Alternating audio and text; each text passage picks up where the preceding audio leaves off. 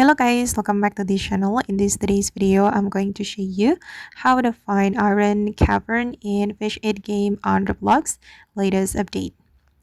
Okay, let's get into it guys. The latest update has been dropped in the Fish 8 game and they have added new island called Classic Island.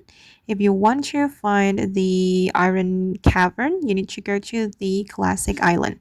So first of all, prepare your boat. And we're going to use boat to go to the classic island. I'm going to use my jet ski and we're going to go to the island. Okay, just follow the guide. Okay, this is the classic island and we're almost there. Okay guys, just follow where I go. All right, and we have arrived at the classic island. And to find the Iron Cavern, just follow where I go. You can follow the stairs.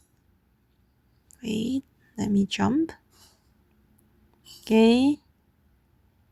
And follow the stair. And yeah, we have arrived at the Iron Cavern. And to enter the Iron Cavern, you need to be level 200 plus. Okay. And okay guys, that's how we can find the Iron Cavern in Fish 8 game on Roblox. I hope this video will be useful for you. Thank you so much for watching and bye.